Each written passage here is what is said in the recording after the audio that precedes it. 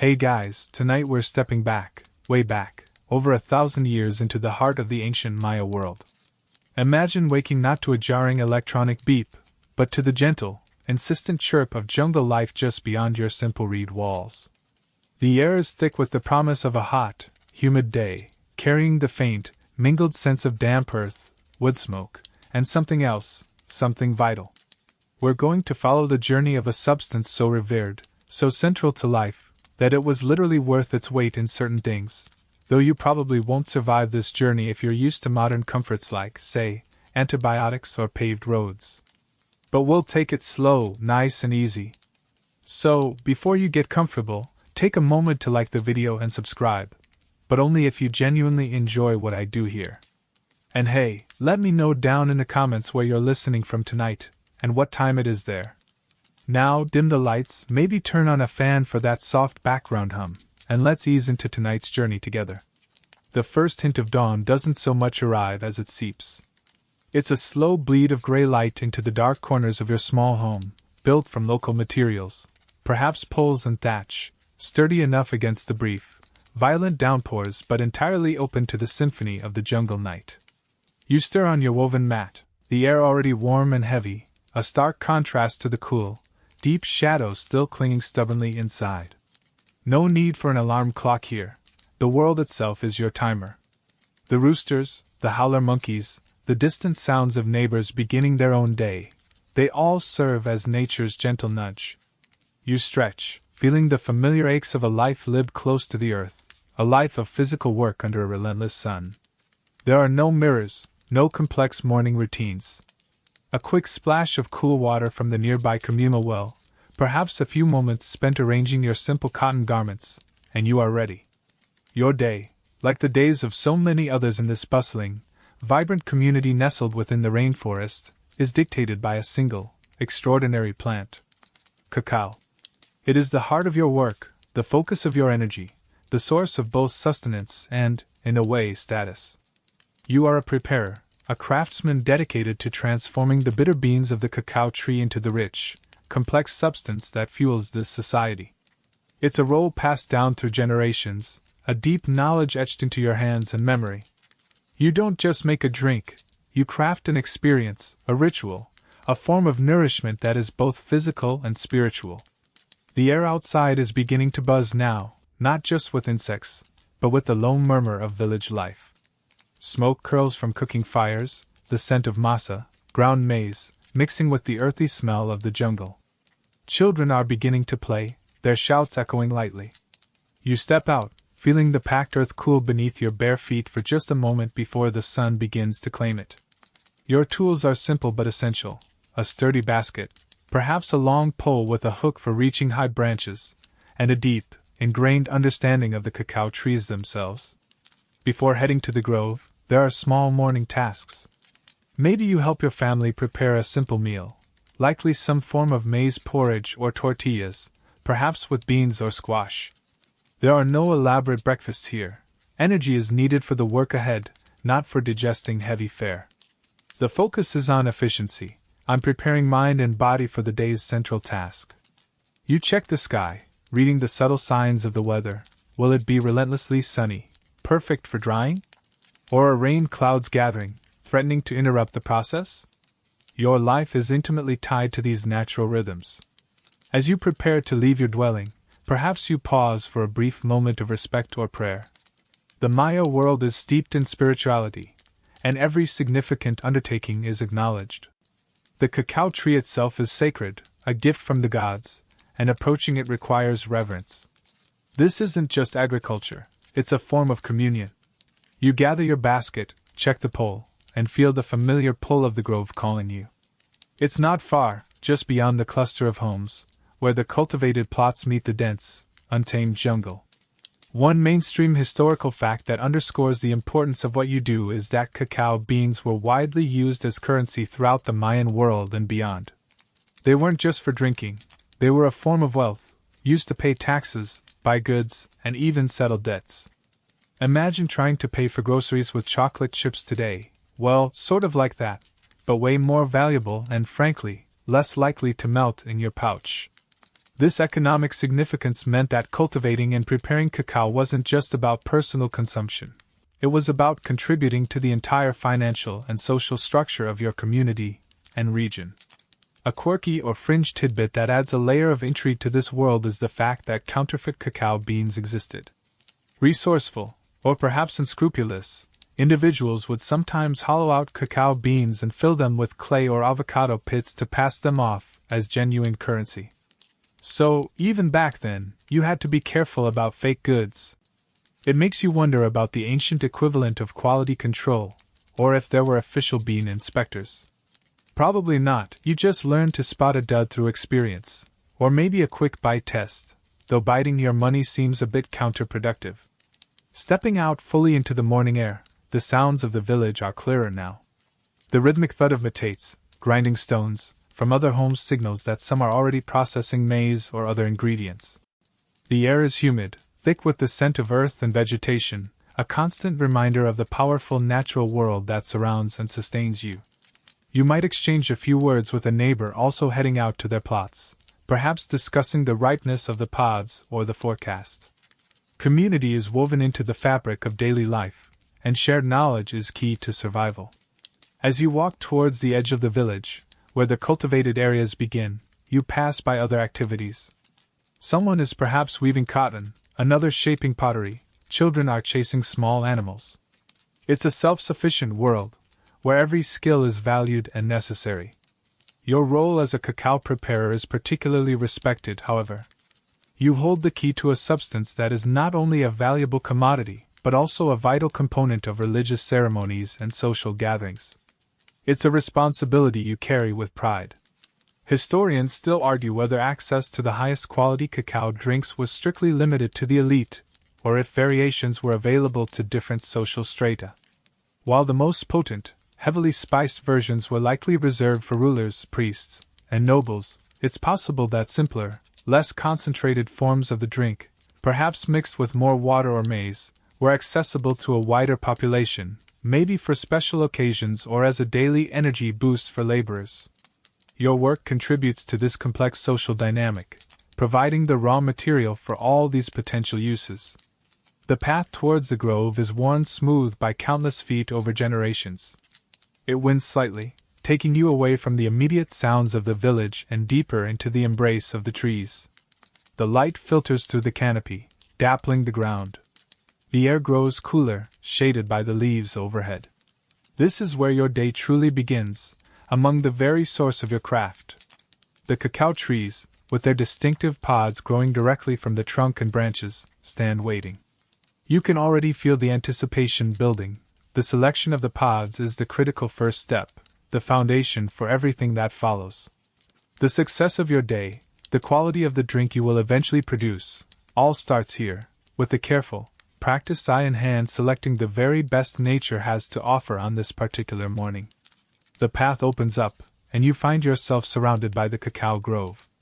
It's not a neat, orderly plantation like you might picture a modern farm. This is more like cultivated jungle, where the cacao trees are interspersed with larger shade trees, essential for protecting the delicate cacao from the harsh direct sun. The air here is different, cooler, damper, carrying the distinct, slightly earthy and subtly sweet scent of the trees themselves, a smell you know intimately. Sunlight filters down in shafts, creating a mosaic of light and shadow on the forest floor. Your eyes immediately begin their practiced scan. You're looking for the pods, which are fascinatingly strange to anyone used to fruit growing only from branches. Here, they sprout directly from the trunk and thicker limbs, hanging like colorful, elongated ornaments.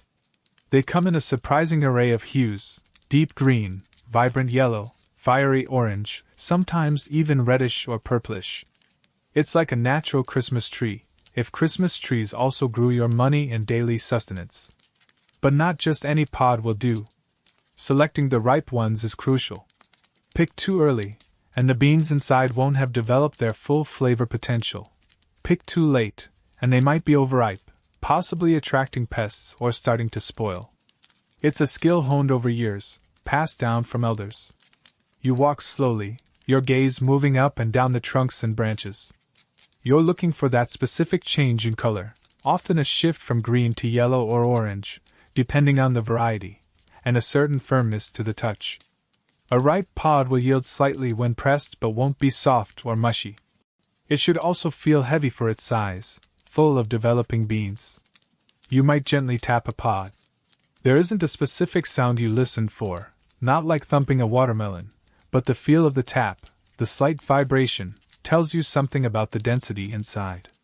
It's intuitive knowledge, hard to explain in words, like knowing when toast is perfectly golden brown just by looking at it, but with way higher stakes and fewer crumbs.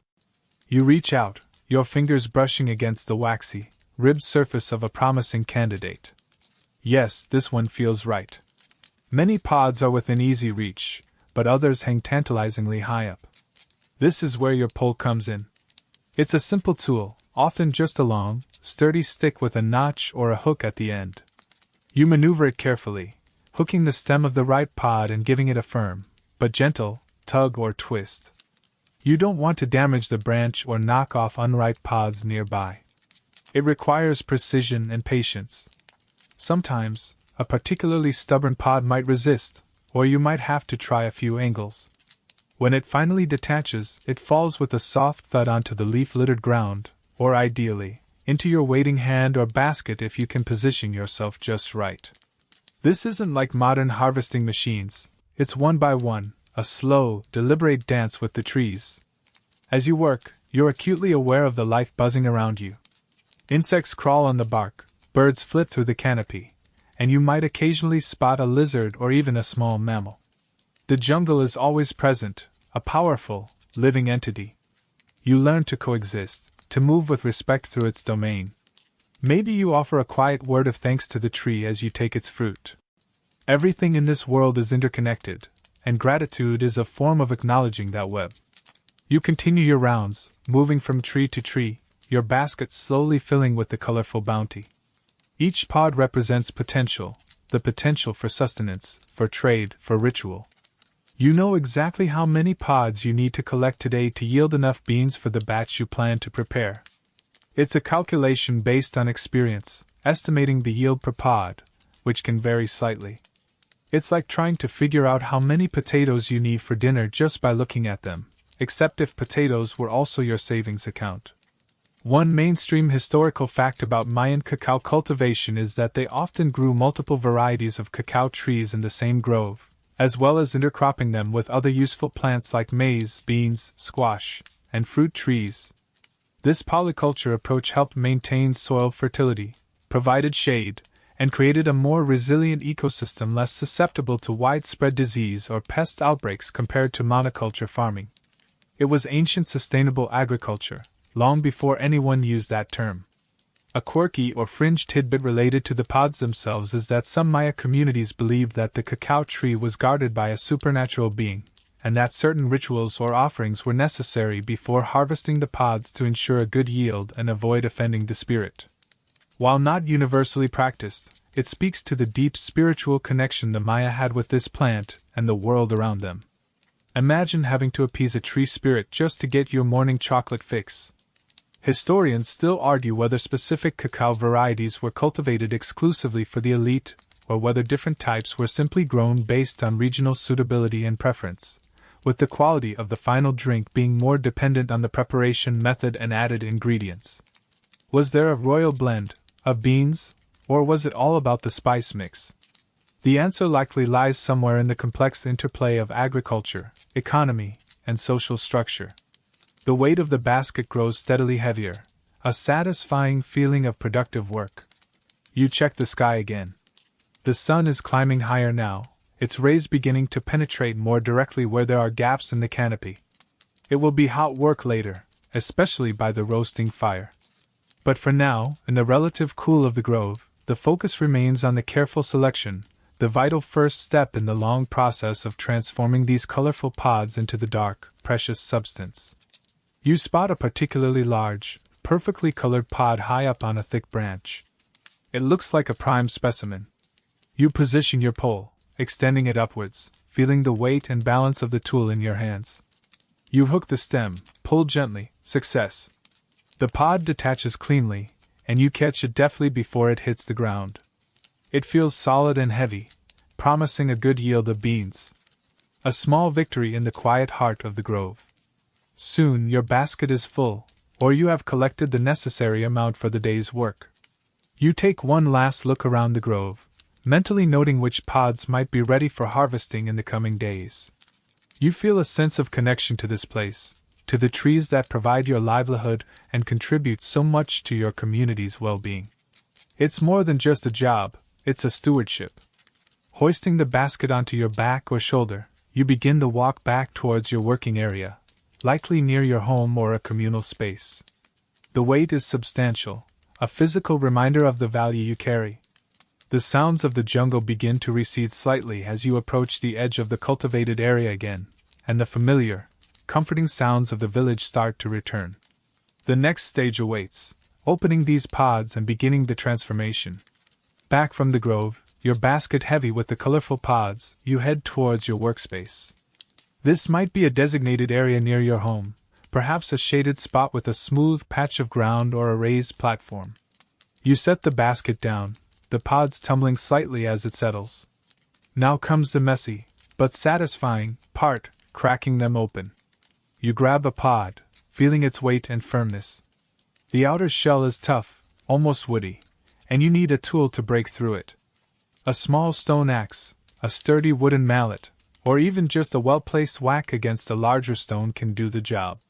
You position the pod carefully, perhaps holding it steady with one hand while you strike with the other.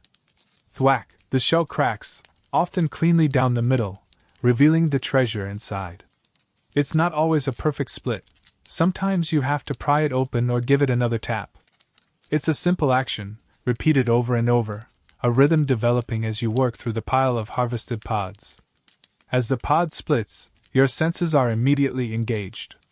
Inside, the beans aren't loose and rattling like dried peas. They are embedded in a thick, white, viscous pulp, clustered tightly together like jewels in a strange, sticky setting. The pulp is glistening, almost translucent, and it has a distinct, sweet, slightly tangy smell, nothing like the rich aroma of finished chocolate. It's fruity, tropical, and surprisingly pleasant. The beans themselves are plump and a pale lavender or purplish color at this stage, entirely unlike the dark brown beans you'll work with later. They are about the size of a large almond, and each pod can contain anywhere from 20 to 60 beans, nestled within that sweet, mucilaginous pulp. You use your fingers to scoop out the mass of beans and pulp from the cracked shell, dropping it into a waiting container. The shells themselves are discarded. They've served their purpose. This white pulp, or mucilage, surrounding the beans is actually edible and quite tasty when fresh. It's sweet and slightly acidic, a bit like a mild, tropical fruit. Sometimes, people might suck on the pulp before discarding the beans for processing, a little natural treat enjoyed right there in the workspace. Think of it as nature's built-in candy coating for the not yet chocolatey beans. It's a fleeting pleasure, as the pulp's primary role is to facilitate the next crucial step, fermentation. Once you have a pile of beans covered in their sticky pulp, it's time to set up the fermentation. This isn't like making beer or wine in sealed vats. Mayan fermentation was typically done in open piles or baskets, often covered with banana leaves or other large tropical foliage. You gather the beans and pulp from your collection container and transfer them to the designated fermentation spot. This might be a mat on the ground, a large basket lined with leaves, or a wooden box if you have one. The goal is to create a mass where the beans are heaped together, allowing the natural yeasts and bacteria present in the pulp and the environment to get to work. You arrange the beans and pulp into a mound or a layer, perhaps covering them with more leaves to retain heat and moisture while still allowing some air circulation. This isn't just letting them sit around, it's a controlled process, though one guided by experience rather than thermometers and timers. The heat of the tropical day, combined with the metabolic activity of the microorganisms, will cause the pile to warm up significantly. You can literally feel the heat radiating from a fermenting pile. Why is fermentation so important? At this stage, the beans themselves are incredibly bitter and lack the complex flavors we associate with chocolate. Fermentation is a biochemical transformation. The yeast first consume the sugars in the pulp, producing alcohol. Then, bacteria take over, converting the alcohol into lactic and acetic acid. These acids, along with the heat generated, penetrate the bean, breaking down cell walls and initiating complex chemical reactions inside. This process reduces bitterness, develops flavor precursors, and changes the color of the beans from pale purple to a browner hue. Without fermentation, you don't get chocolate flavor, you just get bitter beans. You'll need to monitor the fermentation over the next few days. The exact time varies depending on the variety of cacao, the ambient temperature, and the size of the batch, but it typically lasts for several days, maybe 3 to 5 or even more. You might turn the pile occasionally to ensure even aeration and fermentation throughout the mass. The smell will change too, starting fruity and sweet, becoming more alcoholic and acidic, and eventually developing a more complex, chocolatey aroma as the process nears completion. It's a delicate balance. Too short, and the flavors won't develop. Too long, and off flavors can ruin the batch. It's a bit like letting dough rise. You need just the right amount of time and warmth. This step highlights a mainstream historical fact about Mayan cacao processing. Fermentation was a recognized and essential part of turning raw cacao beans into a usable product, long before Europeans understood the science behind it. They knew instinctively or through generations of trial and error that the beans had to undergo this transformation after being removed from the pod and before drying or roasting. It wasn't just about removing the pulp. It was about changing the very nature of the bean itself. A quirky or fringe tidbit about this stage is that the heat generated during fermentation can be quite significant, reaching temperatures of over 120 degrees Fahrenheit, about 50 degrees Celsius. While not a sauna, it's certainly warm enough to kill the cacao seed's embryo, preventing it from sprouting. This is important because a live embryo would consume stored energy and affect the flavor. So, in a way, you're gently cooking the life out of the bean to unlock its chocolate potential. Grim, but effective. Historians still argue whether specific fermentation techniques or durations were employed for different end uses of the cacao. Was cacao destined for elite consumption fermented longer or differently than cacao intended for trade or wider use? The archaeological record and historical accounts provide clues, but the precise variations in technique and their impact on the final product's quality and use remain subjects of scholarly debate. It's like trying to figure out if ancient bakers had different sourdough starters for different types of bread just by looking at old ovens. As the fermentation progresses, you'll check on your beans, perhaps stirring them with a stick or your hands. Be prepared for sticky fingers. You observe the color change, smell the aroma, and perhaps even feel the warmth of the pile. You're looking for the signs that indicate the process is complete. The pulp will have largely drained away or been absorbed, the beans will be browner, and the distinctive fermented aroma will be present. Setting up the fermentation is a relatively quick task compared to the waiting period that follows. Once the beans are piled and covered, your immediate work with this batch is done for the moment. You clean up your tools, perhaps rinsing the pulp residue from your hands and the workspace. The cracked pods and leftover pulp are likely composted, returning nutrients to the earth. The air around the fermentation pile begins to take on that characteristic tangy, slightly yeasty smell. It's the smell of transformation, of raw potential being unlocked. You leave the beans to do their work, trusting in the natural processes that the Maya have understood and harnessed for centuries. Looking at the covered pile, you know that inside, tiny organisms are busy creating the foundation of the flavor you will eventually craft. It's a hidden process, but absolutely vital. While the beans are fermenting, you might turn your attention to other tasks, perhaps preparing for the next stage with a previous batch, tending to other crops, or participating in other village activities. But the fermenting beans are always in the back of your mind, a silent, working heart of your day. Soon, they will be ready for the intense tropical sun. After the beans have spent their required time fermenting, perhaps 3, 4, or even 5 days, depending on the weather and the batch size, the tangy, alcoholic smell begins to fade, replaced by something closer to the familiar aroma of cocoa, though still raw and unrefined. You check the pile, perhaps stirring it one last time. The beans are no longer pale purple.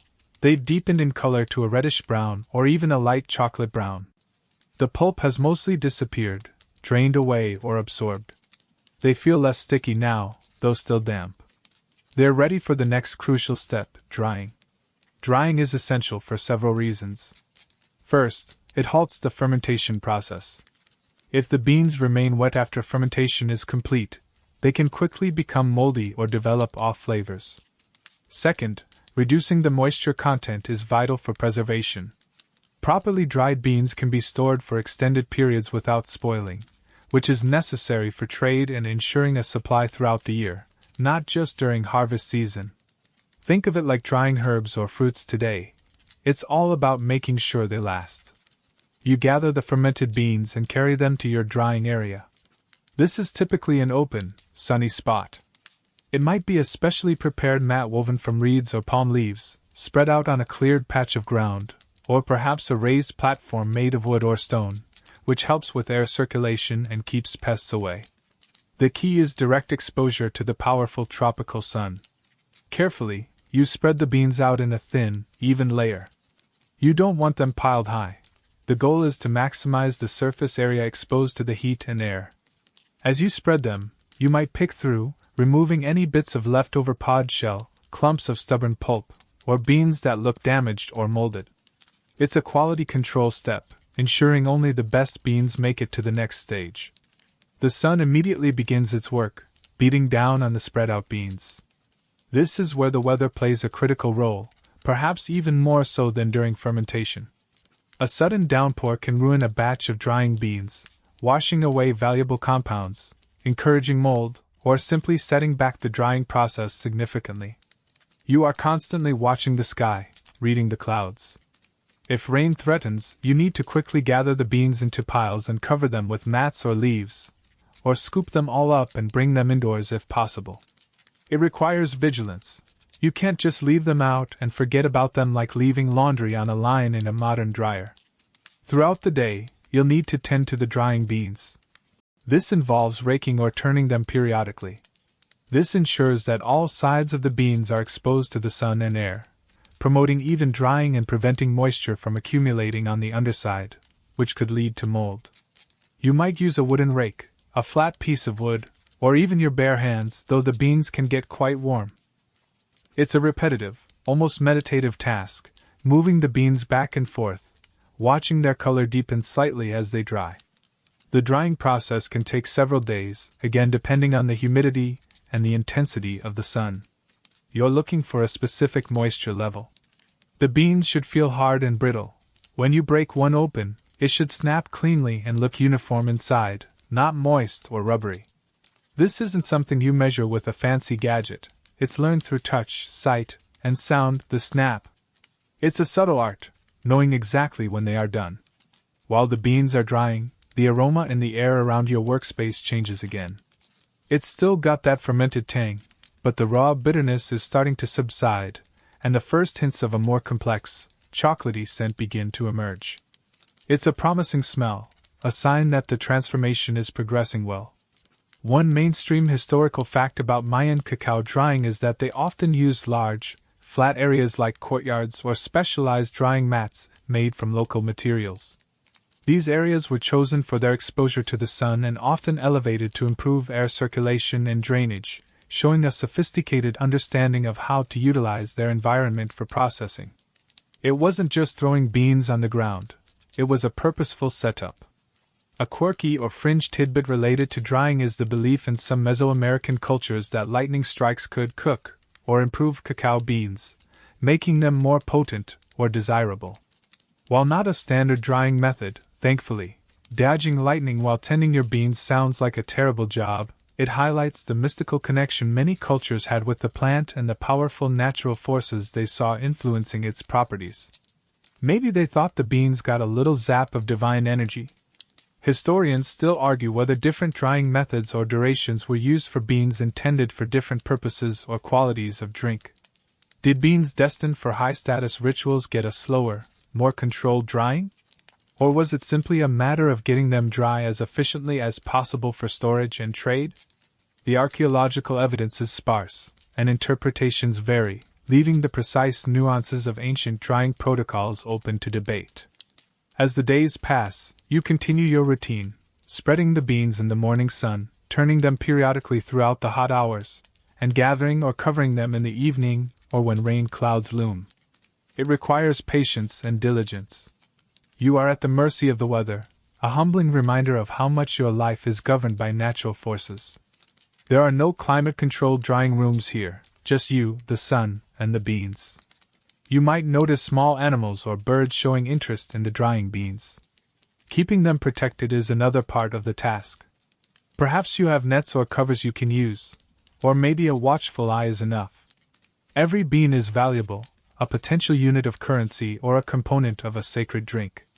Losing them to pests is not an option. The sound of the beans as you rake them changes over the drying period. When wet, they make a soft, mushy sound. As they dry, they begin to rustle, and eventually, they make a distinct clattering sound when you move them, like small pebbles. This auditory cue is another sign of their progress. It's like listening to popcorn pop, but way slower and without the buttery smell, yet. Finally, after several days, the beans reach the correct dryness. They are hard, brittle, and have a deep brown color. They are significantly lighter than when they were wet. You might pick one up, feel its texture, break it open to examine the inside. Yes, they are ready. The sun has done its vital work, transforming the moist, fermented beans into stable, storable kernels of potential. You gather the dried beans, perhaps scooping them into sturdy storage baskets or sacks. They are now ready for the next step in their journey, the roasting. This is where the real magic of flavor development begins, where the precursors created during fermentation and drying are unlocked by heat. But for now, the sun's task is complete, and your precious harvest is safely stored, waiting for the fire. Your dried cacao beans are safely stored, a hard brown, ready to process bounty. The next step is arguably where the real transformation begins, where the subtle changes initiated by fermentation and drying are dramatically amplified by heat. It's time for roasting. This isn't like roasting coffee beans to a specific roast profile, though the principle of applying heat to develop flavor is similar. This is ancient, intuitive alchemy. You gather a portion of your dried beans, enough for the batch you plan to make today. You'll likely roast in smaller quantities rather than one huge pile, as this allows for more control over the process.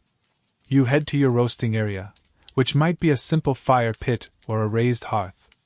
You build a fire, using dry wood to get a good, clean heat going. You're aiming for steady, medium heat, not a roaring inferno. Too hot, and you'll burn the precious beans. Too cool, and they won't develop the necessary flavor. It's a bit like trying to get your oven to the perfect temperature without a dial, relying entirely on your knowledge of wood, fire, and instinct. Once the coals are glowing and the flames have died down a bit, you place your roasting vessel over the heat. This could be a large, shallow clay pot, a wide ceramic dish, or perhaps a flat stone griddle known as a como. Whatever the vessel, it needs to be able to distribute heat relatively evenly. You pour the dried beans into the hot vessel in a single layer, or close to it, again to ensure even heat exposure. The beans immediately begin to heat up. At first, they just warm, perhaps releasing a faint, earthy smell. But as they absorb the heat, magical things start to happen inside. The remaining moisture evaporates, causing the beans to swell slightly. More importantly, the chemical compounds created during fermentation and drying start to react with each other, breaking down and forming the hundreds of flavor and aroma molecules that define chocolate. This is the Maillard reaction and caramelization at work, ancient processes you understand through practice, not chemistry textbooks. It's like the beans are having a tiny, delicious party inside their shells. Roasting serves several key purposes. It develops the characteristic chocolate flavor and aroma. It reduces the bitterness further. It makes the outer shell, called the husk or testa, brittle and easy to remove, which is crucial for grinding. And it kills any remaining microorganisms or insects. It's a vital step, and messing it up can ruin the entire batch. You can't just walk away at this point. Roasting requires constant attention. You need to keep the beans moving to prevent them from burning on the bottom or roasting unevenly. You'll use a wooden paddle, a stick, or perhaps a shell to stir, rake, and flip the beans continuously. It's a rhythmic motion, back and forth, round and round, ensuring every bean gets its moment in the heat. The sound changes as you stir. Initially, it's a soft rustle, but as they dry further and become more brittle, they develop a more distinct clatter. As the roasting progresses, the aroma emanating from the vessel transforms. That initial earthy smell gives way to something more complex. You might start to smell hints of nuts, roasted grains, and finally, that unmistakable, rich, deep aroma of chocolate begins to emerge. This smell is your primary indicator of progress. Too faint, and they aren't done. Too strong, and they might be burning. Your nose is your thermometer and timer here. The color of the beans also deepens, from reddish brown to a richer, darker brown. You might occasionally pick up a bean, carefully, they're hot, and examine it. The husk should start to look dry and papery, perhaps even cracking slightly. If you rub a roasted bean between your fingers after it cools slightly, the husk should flake off easily, revealing the darker, roasted kernel inside. The time it takes to roast a batch varies depending on the heat of your fire, the amount of beans, and how dry they were to begin with, but it's generally a relatively quick process compared to fermentation or drying, perhaps 15 to 30 minutes. It requires intense focus during that time.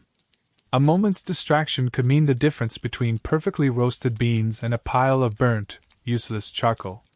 Imagine trying to roast marshmallows over a bonfire while simultaneously dodging mosquitoes and discussing ancient pottery techniques. That's the kind of multitasking precision we're talking about. One mainstream historical fact about Mayan roasting is that they understood the importance of heat control. While lacking modern thermometers, they used their knowledge of fire, the sound and smell of the beans, and visual cues to achieve the desired roast level. This sophisticated empirical understanding allowed them to consistently produce beans suitable for grinding and flavor development, a skill passed down through generations. A quirky or fringe tidbit sometimes mentioned is the idea that different types of wood or fuel used for the fire could impart subtle flavors to the beans during roasting.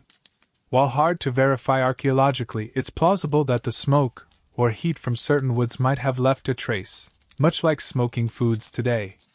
Imagine a subtle hint of copalwood smoke in your sacred chocolate drink, a truly unique flavor profile. Historians still argue whether different roasting levels were intentionally used to produce beans for specific purposes or qualities of cacao drink. Was there a lighter roast for a more acidic, fruity drink and a darker roast for a richer, more intense flavor profile, similar to how coffee is roasted today?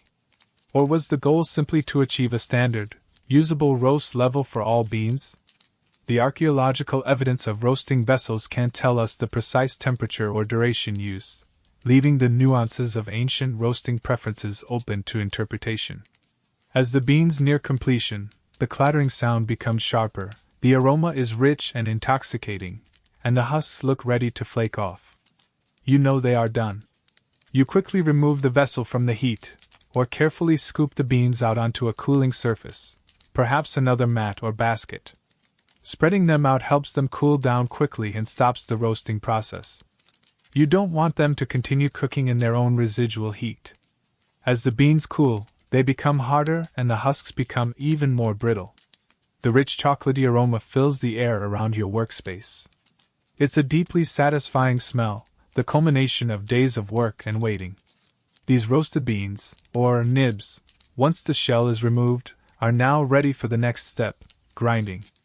They hold the concentrated flavor that will form the base of the sacred drink. You might pick up a cooled bean, rub it gently, and watch the papery husk flake away easily, revealing the dark, shiny nib inside. You might even pop a nib into your mouth. It's bitter, yes, but also complex, with hints of the flavor that will be unlocked when it's ground. It's a taste of the potential contained within this tiny package. The roasted beans are now ready for processing. They are stable, flavorful, and fragrant. You gather them, perhaps storing them temporarily in a dry container. The fire you use for roasting is banked or allowed to die down. Its job is done for now.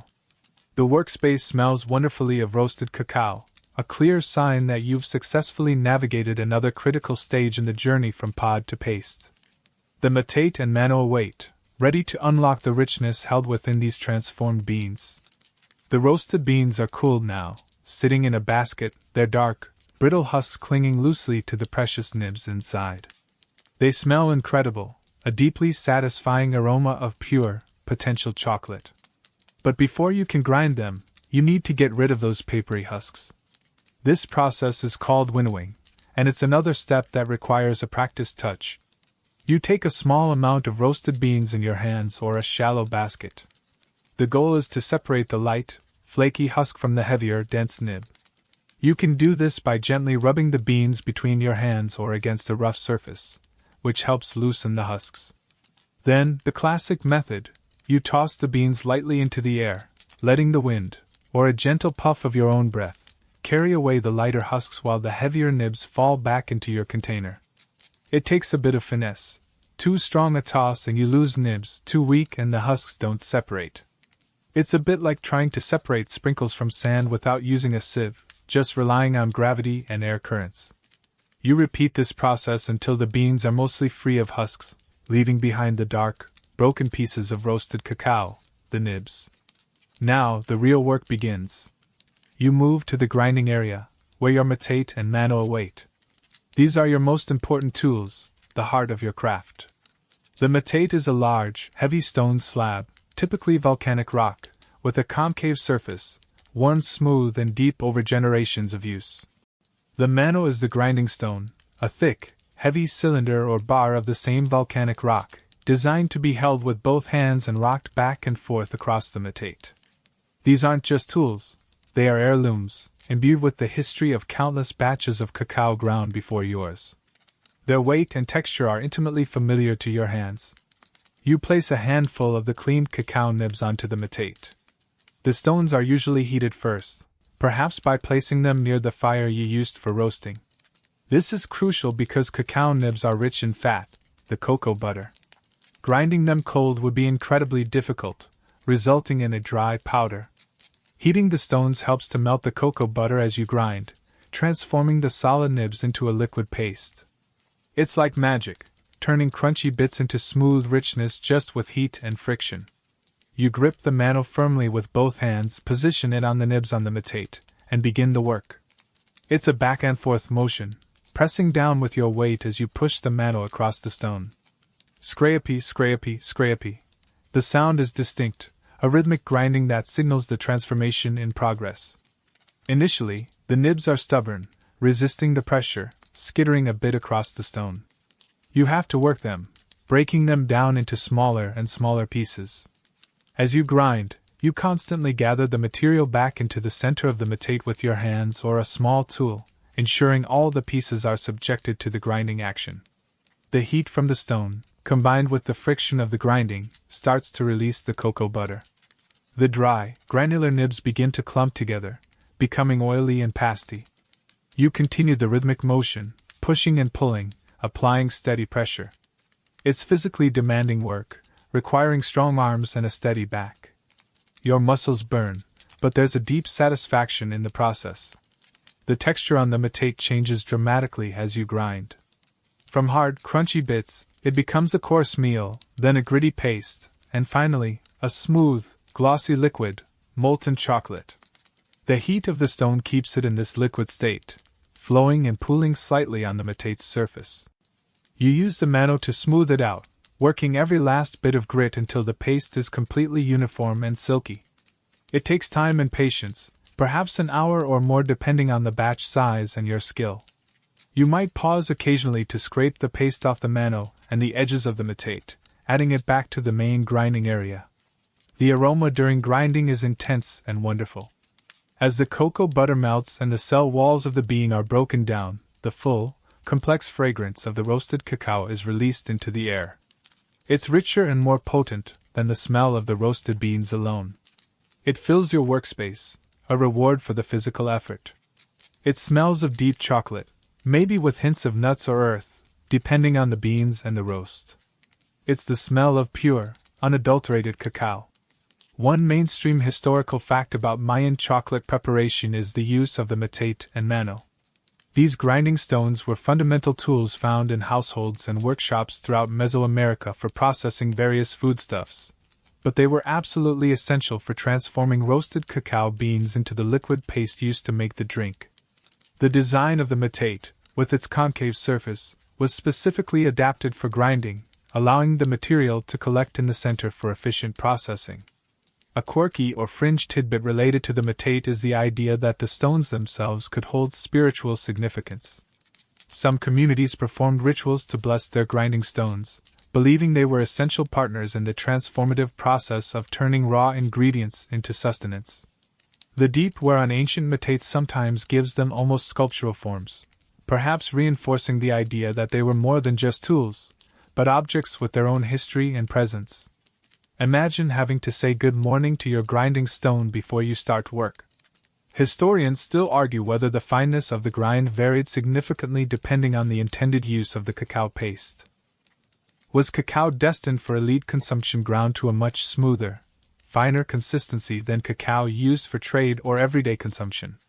Or was the variability more about the skill of the preparer and the quality of the beans and stones? The archaeological evidence of metates doesn't reveal the precise texture of the paste they produced, leaving this detail open to interpretation and debate. As you continue grinding, your movements become almost automatic, a practice rhythm that frees your mind to wander, perhaps thinking about the day ahead, the people who will consume this batch, or simply the feel of the warm stone beneath your hands. You watch the paste grow, its sheen deepening as the cocoa butter is fully released. It's a beautiful sight, this dark, glossy liquid that was once a collection of hard, dry beans. Finally, the paste reaches the desired consistency. It is smooth, lump-free, and flows easily. You scrape the last bits from the metate and mano, adding them to the main body of the paste. It might be collected in a clay bowl or another container. As it cools slightly, it will start to solidify into a block or disc of pure cacao paste, often called cacao liquor, though it contains no alcohol at this stage. This is the base ingredient for the cacao drink. Cleaning the metate and mano is another task. The warm, oily paste is scraped off carefully, every bit too valuable to waste. The stones are then wiped down, perhaps with a cloth or leaves, ensuring they are ready for the next grinding session. The heat dissipates slowly, leaving the stones warm to the touch. Looking at the finished paste, a sense of accomplishment washes over you. You have taken the raw potential of the cacao bean and, through fermentation, drying, roasting, and now intense physical grinding, transformed it into this rich, dark substance. It's the essence of cacao, concentrated and ready. This paste is valuable. It is wealth, sustenance, and the key to unlocking the sacred drink. The next steps will involve mixing this paste with other ingredients and water, but the hardest, most physical part of the transformation is complete. The aroma of the paste hangs heavy in the air, a promise of the flavor to come. The rich, dark cacao paste you've just finished grinding sits waiting. It's cooled slightly now, solidifying into a dense block or disc, still radiating that intense, pure chocolate aroma. The hard physical labor of grinding is done, and you move into a different kind of artistry, the blending. This is where the base cacao flavor is elevated, transformed into the specific drink you intend to create.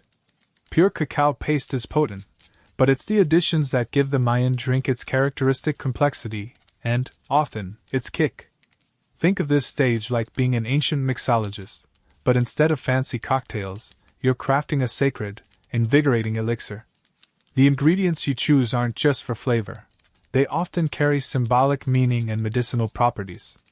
The selection depends on the occasion, the status of the intended drinkers, and the desired effect. You reach for your stored collection of dried spices, herbs, and other additives. Foremost among the additions is often chili. Yes, chili. If you're picturing a sweet, milky hot chocolate right now, you need to adjust your expectations.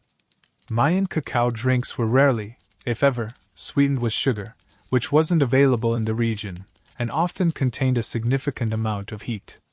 You take dried chili peppers, perhaps chiltepin or habanero varieties, known for their intense spice. These might be ground into a fine powder using a smaller metate or a mortar and pestle, or sometimes infused directly into the hot water used later. The heat of the chili wasn't just about sensation.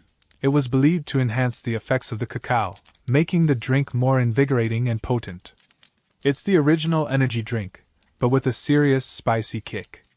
Imagine adding a dash of hot sauce to your morning mocha. Yeah, kind of like that, but probably way more intense. Another crucial ingredient is vanilla. The fragrant pods of the vanilla orchid were highly prized in Mesoamerica. You might have dried vanilla pods that you scrape the tiny black seeds from, or perhaps use a powder made from the dried pods. Vanilla adds a sweet, aromatic counterpoint to the bitterness of the cacao and the heat of the chili. It's a sophisticated note, adding depth and perfume to the drink. Think of it as the ancient equivalent of adding a splash of high-quality vanilla extract to your baking, but again, with way more historical significance. Other ingredients could include various flowers, such as the sacred cacahuaxicatl, flower of the cacao tree, or Haja Santa, Mexican pepperleaf, which impart subtle, often peppery or floral notes. Sometimes, herbs like annatto, for color and a slightly peppery flavor, or allspice might be used. Maize, specifically ground maize, masa, was also a common addition, particularly for less elite versions of the drink, or to make it more filling and less intense. Mixing cacao with maize created a thicker, more substantial beverage, sometimes called atole or pozole depending on the preparation. It's like adding cornstarch to thicken a sauce, but instead of just texture, it adds flavor and nourishment. You might also add other things depending on regional variations and specific recipes. Honey, though less common than other sweeteners in the classic Maya period, possibly certain resins or gums for texture, or even ground bones or blood in ritual contexts, though let's stick to the less intense versions for our bedtime story, shall we? Your blend is a carefully guarded recipe, perhaps passed down through your family, a unique combination that distinguishes your cacao from others. You start by preparing the liquid base. You heat water, but you don't boil it aggressively. Gentle heat is needed to melt the cacao paste and help the flavors meld. You take a portion of the solid cacao paste you ground earlier and place it in a mixing vessel, perhaps a large pottery bowl or a gourd. As the warm water is added, you begin to stir, using a spoon or a whisk-like tool, helping the thick paste dissolve back into a liquid. It takes a little effort. The cocoa butter wants to stay solid, but the heat persuades it to melt. Once the cacao paste is mostly dissolved, creating a dark, slightly oily liquid, you add your chosen spices and additives. You measure them out, not with precise modern scales, but with practiced handfuls, pinches, or spoonfuls, relying on your senses and experience. You add the ground chili, perhaps a generous amount, watching the powder disperse into the dark liquid. You add the vanilla, its fragrance immediately becoming noticeable as it hits the warmth. You stir vigorously, ensuring the spices are fully incorporated and their flavors begin to infuse into the cacao base. The aroma in your workspace transforms again. From the pure roasted cacao smell, it now takes on layers of spice, heat, and sweetness. It's a complex, inviting fragrance, promising a stimulating drink. This mixing process is where the magic of flavor combination happens. The bitter cacao, the hot chili, the sweet vanilla, the earthy maize, they come together to create something far greater than the sum of their parts. You might taste a tiny amount at this stage, adjusting the balance of spices based on your judgment. Is it spicy enough? Is the vanilla coming through? It's a skill that takes years to perfect. You're not just following instructions. You're interpreting a recipe based on the quality of the ingredients and the desired outcome. One mainstream historical fact about Mayan cacao drinks is that they were overwhelmingly consumed unsweetened by modern standards, with bitterness and spiciness being highly valued characteristics. While honey or other natural sweeteners like agave syrup might have been used occasionally, the common additions were spices like chili, vanilla, and various flowers and herbs. This starkly contrasts with the sugar-laden hot chocolate we know today, highlighting the different cultural values and taste preferences surrounding cacao. A quirky or fringe tidbit is the suggestion that certain hallucinogenic plants or fungi were sometimes added to cacao drinks in ritual contexts, enhancing the psychoactive effects for spiritual purposes. While direct evidence is scarce and debated among scholars, the strong association of cacao with religious ceremonies and altered states of consciousness in some Mesoamerican cultures makes this a possibility, adding a truly trippy dimension to your ancient beverage preparation. Imagine your job description including facilitating spiritual journeys with extra chili. Historians still argue whether specific spice blends and additives were strictly reserved for different social classes or ritual purposes, or if there was more flexibility and regional variation in recipes. While it's clear that the elite had access to the highest quality cacao beans and potentially rarer additives like vanilla, the extent to which specific recipes were exclusive remains a subject of scholarly debate, leaving the precise hierarchy of ancient cacao drinks a bit mysterious. As you stir, the liquid becomes more uniform. If you've added maize, it will be thicker and perhaps slightly lighter in color. If it's a pure cacao and spice mix, it will remain dark and rich. The warmth of the liquid releases the volatile compounds from the spices, intensifying their aromas. You continue to stir, ensuring everything is fully dissolved and blended. The consistency is important. It shouldn't be watery, but a substantial liquid, ready for the next crucial step, creating the foam. The mixing is complete. The vessel holds a dark, fragrant liquid, potent with the combined essence of cacao, chili, vanilla, and whatever other secrets your recipe holds.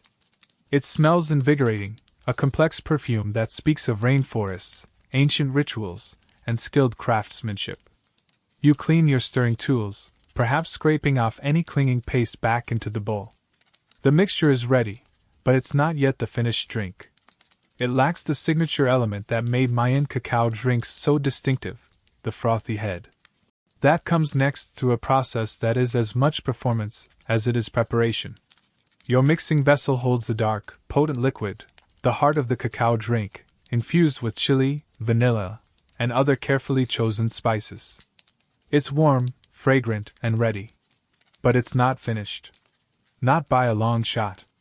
The most distinctive characteristic of Mayan cacao wasn't its sweetness, or lack thereof, its spice, or even its rich flavor. It was the thick, luxurious layer of foam that crowned the finished beverage. Creating this froth wasn't just about aesthetics. It was a crucial part of the experience, believed to concentrate the aroma and even, perhaps, the spirit of the cacao. How do you create this foam without blenders, whisks, or fancy milk frothers? The ancient way is surprisingly effective and visually impressive. The most common method involves pouring the liquid repeatedly from a height. You take your mixing vessel, often a spouted pot or a gourd, and hold it high above the receiving vessel, usually a cup or another bowl. Then, with a steady hand, you pour the stream of liquid downwards. As it falls, it aerates, trapping air bubbles and beginning to form that desired frothy head. It's not a one-time pour. Oh no. You pour, gather the liquid back into the pouring vessel, or have a helper do it for you, and pour again. And again. And again. You repeat this process, sometimes dozens or even hundreds of times, pouring back and forth between two vessels, letting the liquid cascade downwards. The sound is a distinctive splashing, a rhythmic drumming that would have been a common sound in a Mayan household or workshop. Splash, splash, splash. It's a physical process, requiring endurance and a steady arm, especially as the vessels get heavier. You're essentially beating air into the liquid through gravity and repetition. It's like doing bicep curls, but with chocolate and historical significance. Another method, perhaps used for smaller quantities or finer froth, involved using a tool. This could be a simple stick, or a specialized whisk-like implement, perhaps made of wood or reeds, twirled rapidly between the palms of the hands within the liquid. This creates turbulence, whipping air into the mix, similar to whisking egg whites, but with a much denser liquid. Both methods require skill and practice to produce a stable, thick foam rather than just a few fleeting bubbles. The goal is a substantial head, sometimes several inches thick, that sits proudly atop the dark liquid below. As you pour or whisk, you watch the foam build. Initially, it might just be small bubbles, but with persistence, they multiply, becoming finer and more stable. The color of the foam is often lighter than the liquid below, a creamy brown or even reddish hue depending on the ingredients. The aroma is most intense at this stage, The act of aeration releases the volatile compounds from the cacao and spices, creating a cloud of fragrance around the person preparing the drink. It's like giving the chocolate a little shake to wake up all the sleepy flavor molecules. The quality and quantity of the foam were highly valued. A good foam was a sign of a skilled preparer and a high-quality drink. It was the crowning glory of the beverage. Some accounts suggest that the foam was so important that the liquid underneath was sometimes considered secondary, almost just a vehicle for the precious froth. Imagine getting a coffee today where you just wanted the milk foam on top. Ancient Maya were potentially foam connoisseurs of the highest order. The foam might even be served separately or scraped off the top of the vessel and offered first to honored guests. This frothing process also helped to cool the drink slightly, bringing it to a more palatable temperature for consumption. While the initial water was warm to melt the paste, the repeated pouring or whisking would dissipate some of the heat. The resulting drink was likely served warm or at room temperature, not piping hot or ice cold like modern beverages. The vessels used for preparing and serving the frothy cacao were often elaborate and beautiful. Pottery cups, bowls, and spouted pitchers have been found decorated with intricate carvings and paintings depicting scenes of cacao consumption, gods associated with cacao, and hieroglyphs mentioning the drink. Some vessels were specifically designed with narrow spouts to facilitate the high-pour frothing technique. These weren't just mugs. They were works of art, reflecting the high status of the drink and its consumers. One mainstream historical fact about Mayan cacao preparation is the central importance of creating a thick, stable foam. Archaeological evidence, including depictions on pottery and the design of vessels, strongly suggests that frothing was a deliberate and highly valued step in preparing cacao drinks for consumption, particularly in elite and ritual contexts. A quirky or fringe tidbit is the idea that the foam itself held spiritual significance, perhaps representing the essence, or spirit, of the cacao plant rising to the surface. Some interpretations suggest the act of pouring from high might have symbolized connecting the heavens and the earth, bringing down divine energy into the drink. While speculative, it adds a layer of mystical interpretation to what might otherwise seem like just a physical process. Imagine your job involving channeling cosmic energy into chocolate foam, beats filing TPS reports. Historians still argue whether the specific method of frothing, pouring versus whisking, produced different types or qualities of foam, and whether certain methods or foam characteristics were preferred for specific rituals or social occasions. Did a high pour create a lighter, airier foam while whisking resulted in something denser and creamier? The texture and stability of ancient foam are difficult to reconstruct from the archaeological record, leaving the precise sensory experience open to scholarly debate. As you continue pouring, your arm grows tired, but the foam is building beautifully. It's a satisfying sight, watching the dark liquid transform, trapping air, becoming lighter and more voluminous. The rhythmic splashing fills the air, a familiar, comforting sound of productive work. You adjust your pour, controlling the height and speed to get just the right effect. It's a dance between you, the liquid, and gravity, orchestrated to create that perfect, frothy crown. You might pause occasionally to scrape the foam from the sides of the pouring vessel back into the stream, maximizing the yield. You're aiming for consistency, a uniform layer of bubbles that holds its shape. It takes practice to know when you've achieved the ideal froth. It shouldn't dissipate too quickly, but should remain as a substantial head until the drink is consumed. Finally, you judge the foam to be sufficient. The receiving vessel is topped with a generous layer of light brown froth, sitting atop the dark liquid. It looks inviting, potent, and ready. The aroma is at its peak, a complex blend of roasted cacao, sharp chili, and sweet vanilla, all concentrated in the airy bubbles. You set down the pouring vessel, feeling the satisfying ache in your arm. The drink is now ready to be served. It sits in its final vessel, perhaps an elaborately decorated cup, waiting to be consumed. The preparation process, from selecting the pods to creating this perfect foam, is complete. You have transformed raw beans into a sophisticated, multi-layered beverage, ready to fulfill its role in sustenance, ceremony, or social interaction. The next step is getting this precious elixir into the hands and mouths of those who await it. The frothing is done. Your arm aches slightly from the rhythmic pouring or whisking, but the sight before you is the reward. The dark liquid in the vessel is now topped with a generous, inviting layer of thick, stable foam. It sits there proudly, a testament to your skill and the transformative power of the cacao bean. The aroma rising from the cup is intoxicating, a complex blend of deep chocolate notes, the sharp bite of chili, the sweet perfume of vanilla, and whatever other secret ingredients make your recipe unique. This is the sacred elixir, ready to fulfill its purpose. Serving the drink is the final step in the preparation process, but it's also the beginning of its journey into the community. The vessel it's served in matters. For everyday consumption in your own household, it might be a simple gourd or a plain pottery cup. But for important guests, social gatherings, or religious ceremonies, the cacao is presented in vessels that are often stunning works of art. These could be elaborately painted cylindrical vases, intricately carved bowls, or elegant spouted pitchers designed specifically for pouring and frothing. Holding one of these feels different. It's not just a container, it's a statement, an object imbued with cultural and perhaps even spiritual significance. Imagine drinking your morning coffee out of a priceless museum artifact every day. Okay, maybe not every day, but you get the idea. The settings for consuming cacao are as varied as the drink itself. In your own home, you might drink it in the morning for an energy boost before heading out to the fields or workshop. It's a potent pick-me-up, the theobromine providing a stimulating effect without the jitters of modern coffee. It warms you from the inside, especially with that chili kick. Remember that simple maize porridge you had earlier? This cacao drink is the power-up that gets you through the demanding physical labor ahead. It's less about leisurely sipping and more about invigorating your body and spirit. But cacao is far more than just a daily tonic.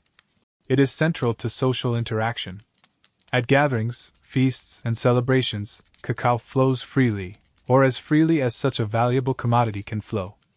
It's shared among friends, offered to cement alliances, and consumed during important discussions. Drinking cacao together is a bonding experience, a sign of respect and conviviality. Picture a modern business meeting where everyone is sipping spicy, unsweetened chocolate instead of lukewarm coffee. The energy levels might be different, that's for sure. Crucially, cacao is deeply intertwined with religious rituals and ceremonies. It is offered to the gods as a precious tribute, poured onto the earth or into sacred fires. Priests and participants consume it to enter altered states of consciousness, facilitating communication with the divine. The drink is seen as a conduit to the spirit world, a way to connect with ancestors and deities. The foam, in particular, might be seen as especially sacred, the most potent part of the drink. Serving cacao in these contexts is a solemn responsibility, requiring purity of heart and precision in preparation. You are not just a preparer. In these moments, you are a facilitator of spiritual connection. When you serve the frothy drink, you might notice the recipient's reaction. The intense aroma hits them first. Then, as they raise the cup, they encounter that thick layer of foam.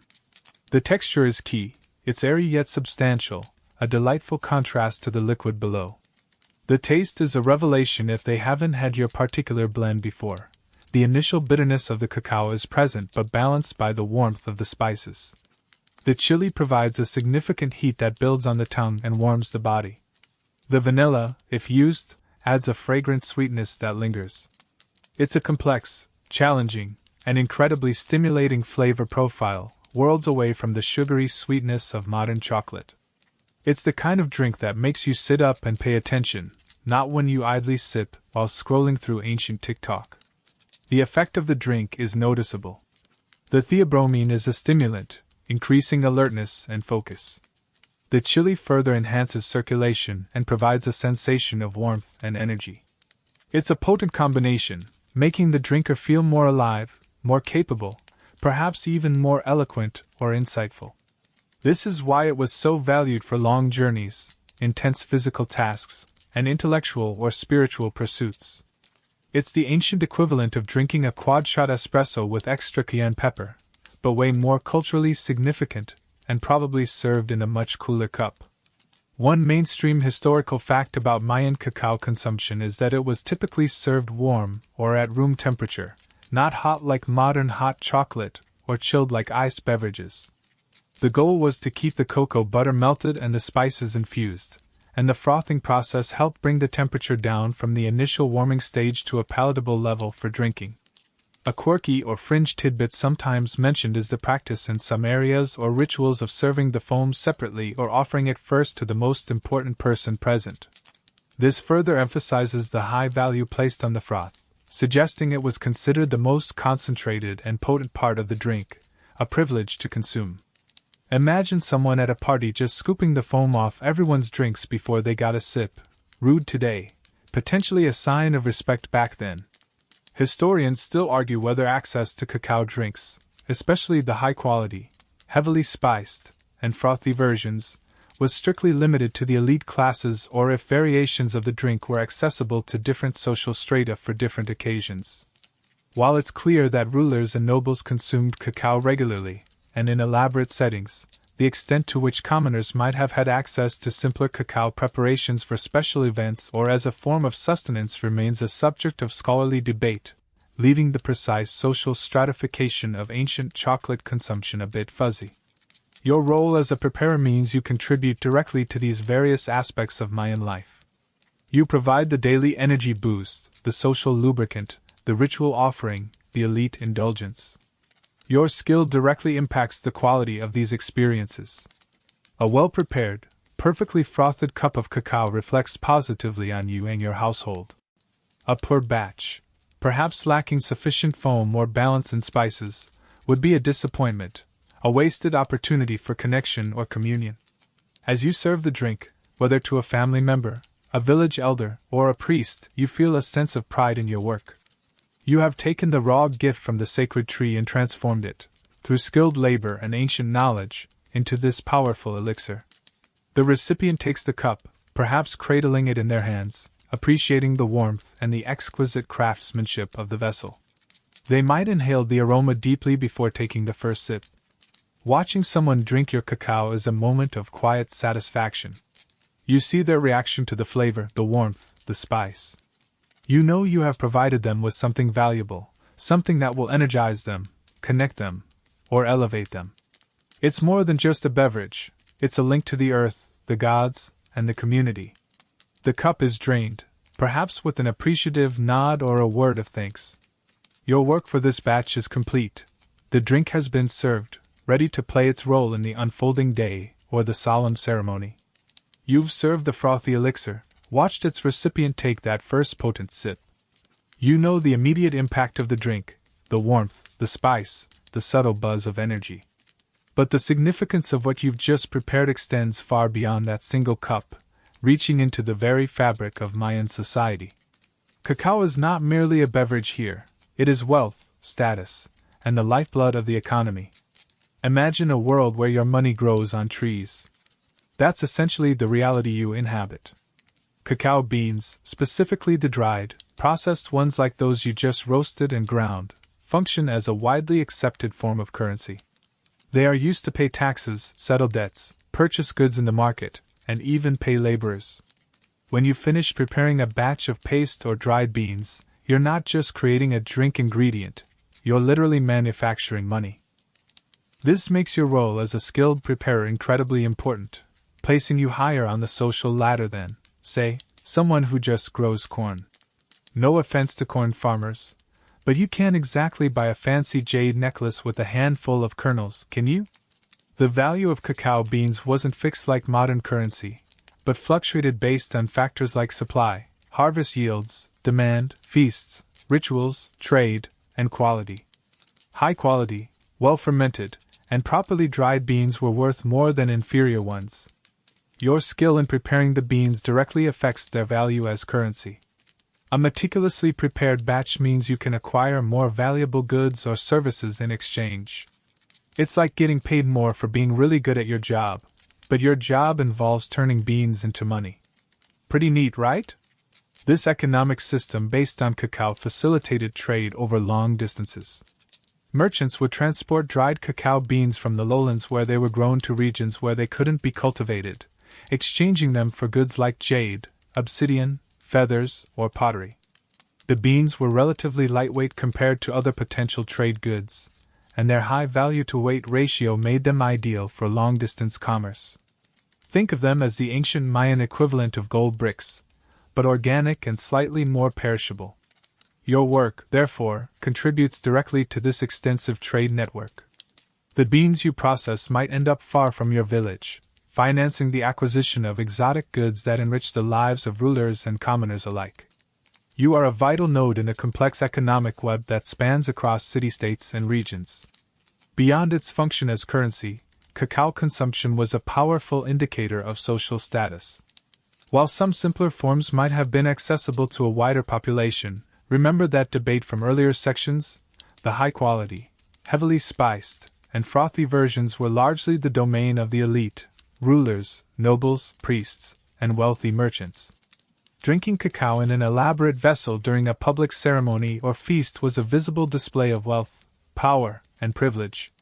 It was the ancient equivalent of showing up to a party in a designer outfit and sipping champagne from a crystal flute, while everyone else is drinking, well, maybe slightly less frothy, less spicy cacao from a gourd.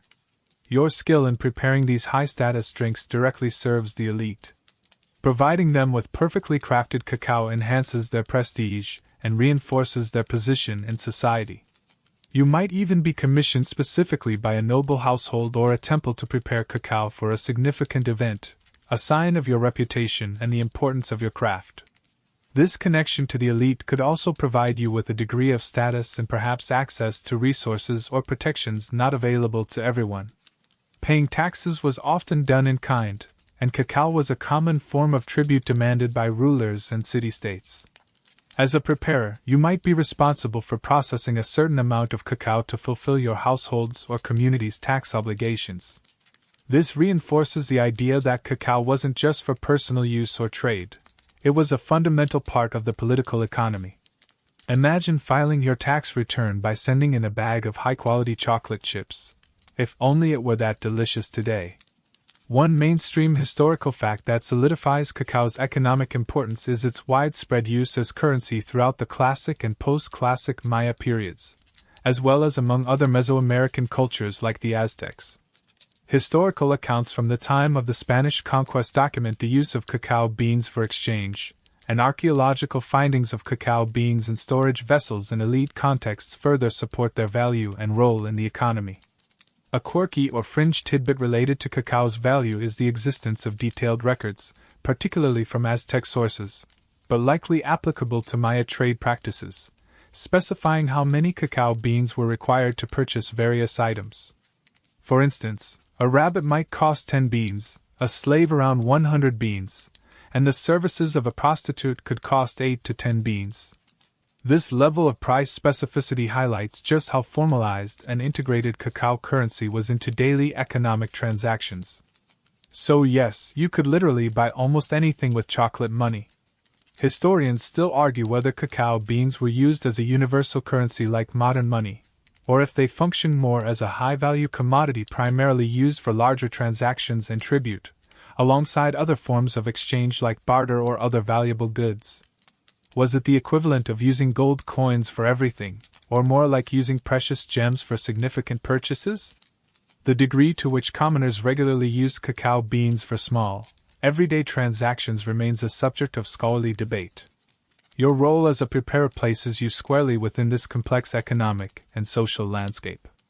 You are both a producer of wealth, in the form of processed beans/paste, and a facilitator of status, by crafting the elite drink. Your daily work has implications that ripple outwards, influencing trade, political power dynamics, and social interactions within your community and beyond. The value you create isn't just measured in the richness of the drink or the perfection of the foam. It's measured in the tangible economic power contained within each dried bean and each block of paste. You are a craftsman, yes, but also, in a very real sense, a financial professional and a social architect, shaping the flow of wealth and status through your skilled hands.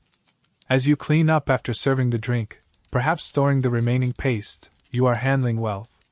You know the approximate value of that block of cacao in terms of maize, cotton cloth, or even labor. It's a powerful feeling, holding that concentrated value in your hands, a direct result of your expertise and hard work.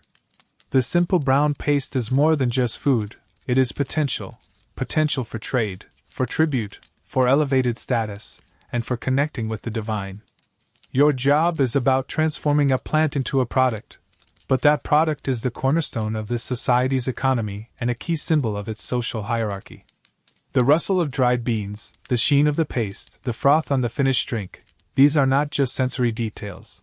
They are the sights and sounds of wealth and power in the ancient Mayan world. And you, the preparer, are the one who makes it all possible. You've mastered the core process: selecting, fermenting, drying, roasting, grinding, mixing, and frothing the cacao into that powerful, spicy, foam-topped elixir. But the world of Mayan cacao isn't a one-drink menu. As a skilled preparer, you know there are variations, different ways the cacao paste is used or combined, tailored to different needs, tastes, and perhaps even different social strata. Your day might involve preparing several different forms of cacao, not just the standard frothy beverage. One major variation comes from the additives, or rather, the ratios and types of additives. While chili and vanilla are common, the amount can vary dramatically. A drink for a warrior heading into battle might be heavily spiced with chili for maximum stimulation and perceived courage-boosting effects, maybe making their tongue tingle so much they forget to be scared. A drink for a religious elder might incorporate specific sacred flowers or herbs intended to aid meditation or connection with the divine, perhaps giving them visions that look suspiciously like swirling chocolate foam. And a drink for a social gathering might have a more balanced profile, still potent, but perhaps less aggressively spicy or bitter, designed for convivial consumption rather than intense ritual. You adjust the pinches and handfuls of spices based on the client or the occasion, a culinary chemist relying on intuition and tradition. Another significant variation is the consistency of the drink. While the classic frothy beverage is liquid, cacao was also consumed in thicker forms, often by incorporating more ground maize, masa. Remember that hint about masa being added? This creates a beverage more akin to a gruel or thick porridge than a drinkable liquid. This maize-cacao mix, sometimes called atol or pozol, though the exact terms and preparations varied regionally and over time, was likely more accessible to the general population.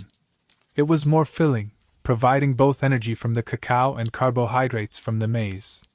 It was less about the elegant froth and more about substantial nourishment. Think of it as the ancient Mayan equivalent of a high-energy breakfast smoothie, but warm, earthy, and potentially spicy. You might prepare a batch of this thicker version for your own family's sustenance, or for laborers heading out for a long day in the fields. Preparing the thicker version involves mixing the cacao paste with ground maize and water, often cooking it gently to thicken. It requires different handling than the liquid drink. You're not aiming for foam here, but a smooth, uniform consistency. This might involve more stirring over heat, a different kind of physical effort than the vigorous frothing. The aroma is different too, a blend of chocolate and the distinct smell of cooked maize, perhaps less perfumed than the spiced liquid drink, but comforting and substantial.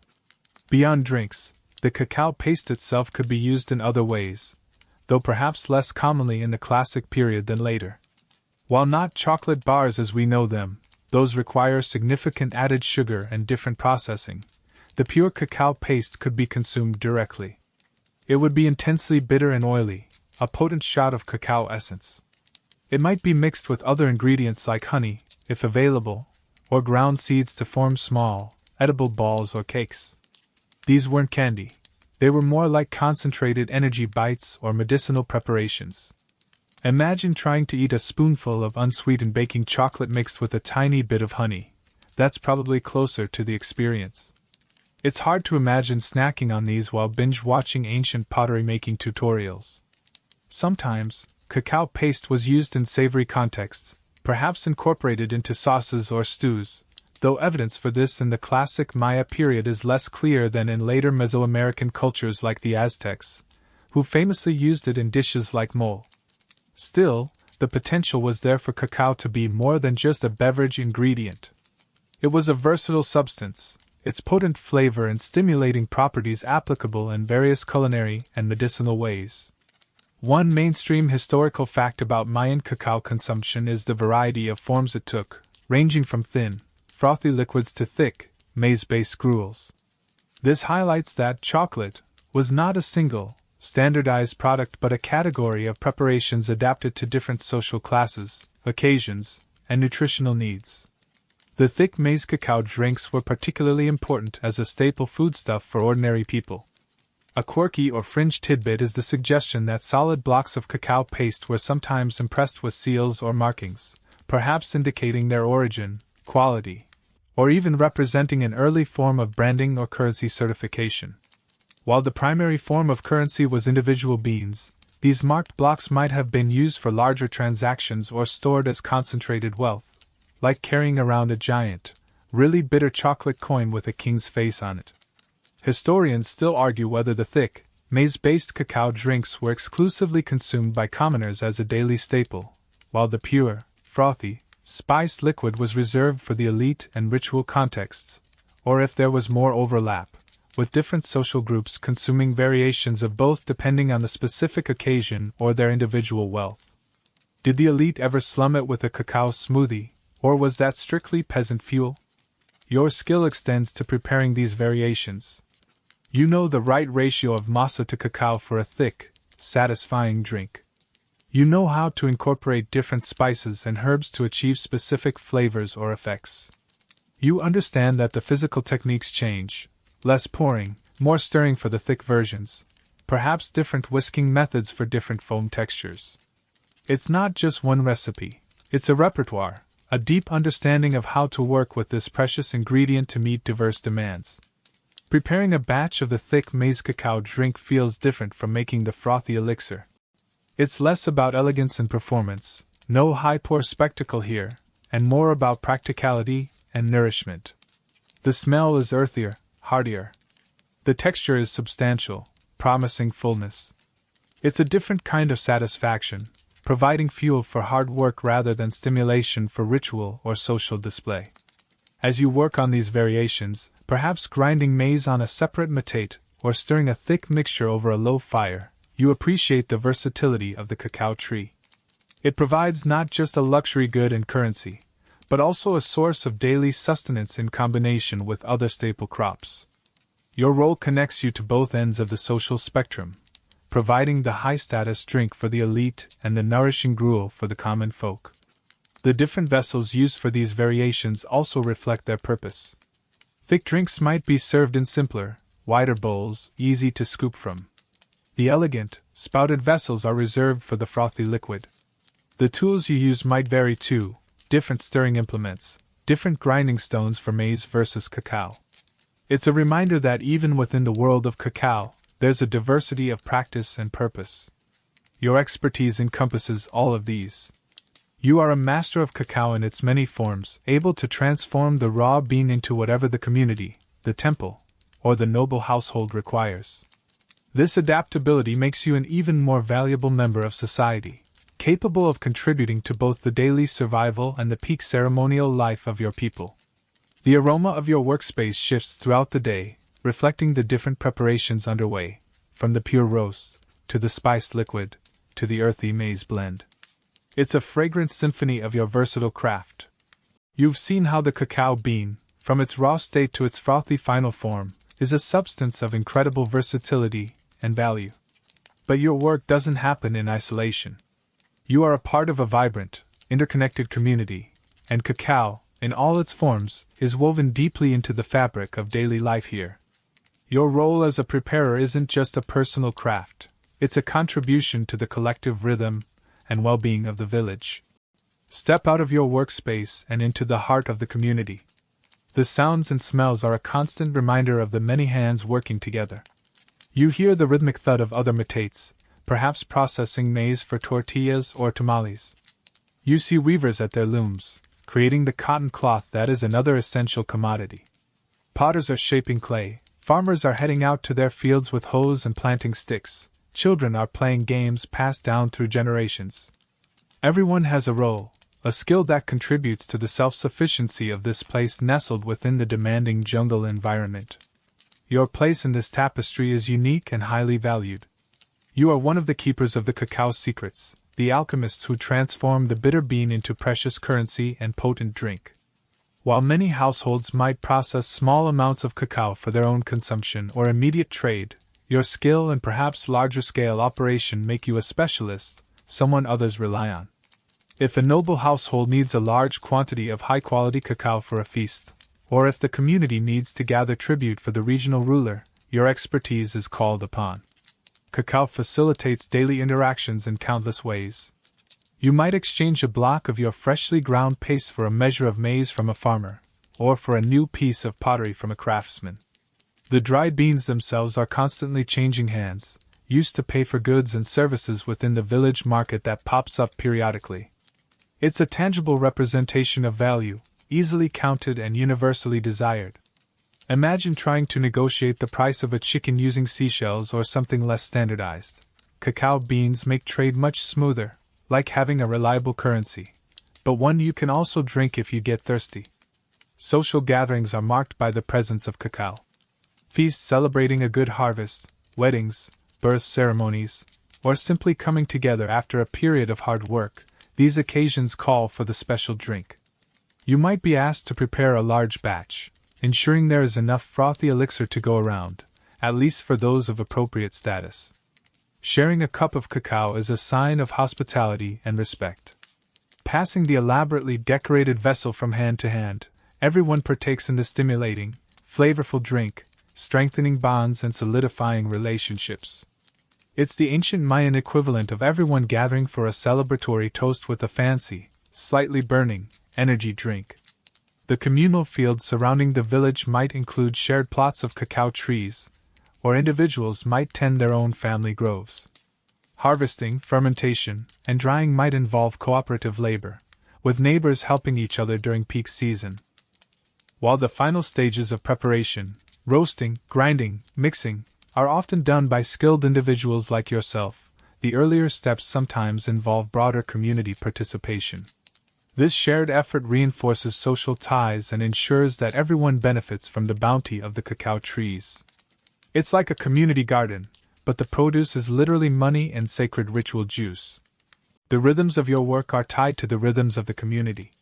The harvest season dictates when the bulk of the processing occurs. The timing of ceremonies and social events influences when you prepare large batches of the finished drink. Even the simple act of drying beans in the communal area means you are visible, interacting with neighbors, perhaps sharing news or gossip while you turn the beans under the sun. Your life is not solitary. It is deeply embedded in the collective life of the village. One mainstream historical fact about Mayan community life is that while there was a clear social hierarchy, particularly evident in larger city-states, daily life in smaller villages often involved cooperative labor, shared resources like wells or grinding stones, and a strong emphasis on kinship and community ties for survival and social support. Your role as a skilled preparer likely placed you within a respected segment of this community structure, perhaps not at the very top, but certainly above those engaged in purely subsistence activities. A quirky or fringe tidbit sometimes mentioned is the possibility that specific village lineages or families held hereditary rights or special knowledge regarding cacao cultivation and preparation, passing down techniques and even specific tree varieties through generations. This could mean that your family has been the cacao people in this village for centuries, giving you a unique place and responsibility within the community structure. It's like being born into the family that runs the local bakery. But the bakery makes money and spiritual connections instead of bread. Historians still argue whether the level of communal sharing in cacao cultivation and processing varied significantly between different regions and time periods, or if individual household production and elite control were always the dominant models. Were some villages truly communal cacao enterprises, or was it primarily individual families selling their product within a shared market framework? The precise balance between communalism and individual enterprise in ancient cacao production remains a subject of scholarly debate. Your tools, like the matate and mano, might be family heirlooms, but they might also be shared resources within a cluster of households, used by multiple preparers. The drying mats might be laid out in a common area. This sharing of resources further emphasizes the interconnectedness of village life. While the skill is yours, the infrastructure might belong to the community as a whole. Children in the village grow up seeing your work, smelling the roasting beans, perhaps helping with simple tasks like winnowing or carrying pods. They learn about the importance of cacao from a young age, understanding its value and its place in their world. Some might aspire to follow in your footsteps, learning the craft from you as they grow older. Your role is also one of passing on knowledge, ensuring the continuation of this vital skill for future generations. Even in times of hardship, like a poor harvest of other crops, cacao provides a buffer. The stored beans can be traded for food, or the thick, maize cacao drink can provide essential calories. It's a form of insurance, a reliable source of value and sustenance in a world that can be unpredictable. Your work contributes to the resilience of the entire community. Your interactions throughout the day, whether trading beans, preparing drinks for a neighbor's celebration, or simply discussing the weather with someone drying their laundry nearby, are all part of the rich tapestry of village life. Cacao is the thread that runs through many of these interactions, from the most mundane economic exchange to the most sacred ritual.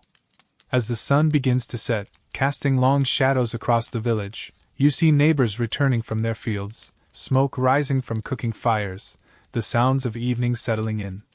You are tired, but your work has contributed to the well-being of this community in multiple ways today. You've prepared sustenance, facilitated trade, and perhaps laid the groundwork for a coming social or spiritual event. Your place here is secure, defined by your skill and the central importance of the precious plant you transform. The smells of the village mingle, wood smoke, cooking food, and perhaps still the faint, lingering aroma of roasted cacao from your workspace. It's the smell of home, of community, and of a life intimately connected to the earth and its gifts. As the sun dips lower, painting the sky in fiery hues that peek through the jungle canopy, the sounds of the village begin to shift. The energetic shouts of playing children wind down, replaced by the murmur of evening conversations and the comforting aroma of cooking fires preparing the last meal of the day. Your own work isn't quite finished, though. The main preparation tasks might be done, the grinding complete, the drink served, but the tools of your trade need care. Evening cleanup is an essential part of the daily rhythm, ensuring everything is ready for the next day's cycle and, crucially, that not a single precious bit of cacao is wasted. You turn back to your workspace, which still carries the lingering, intoxicating scent of roasted cacao and spices. Your matate and mano sit there, the matate still warm from the grinding friction, likely smeared with residual cacao paste. This isn't just dirt, this is valuable material. Every speck of that dark, oily paste represents labor, potential wealth, and the essence of the sacred plant. Cleaning these stones is a meticulous process, a final act of extracting every last bit of value. You take a small, blunt tool, perhaps a piece of wood or a smooth stone scraper, and carefully scrape every surface of the matate and mano. You work the scraper across the concave surface of the matate, gathering the clinging paste into a small pile. You scrape the sides and ends of the mano, getting into every crevice.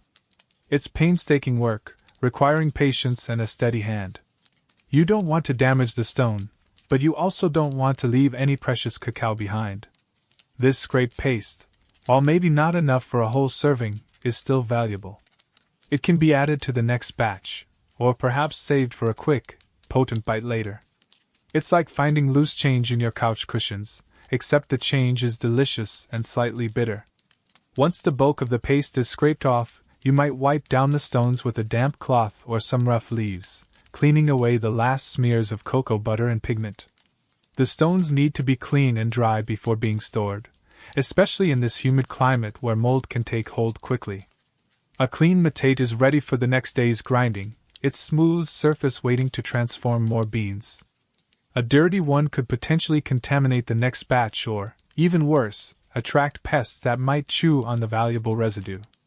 It's like needing to clean your ancient stone food processor thoroughly, otherwise, you might find tiny critters having a party in there overnight.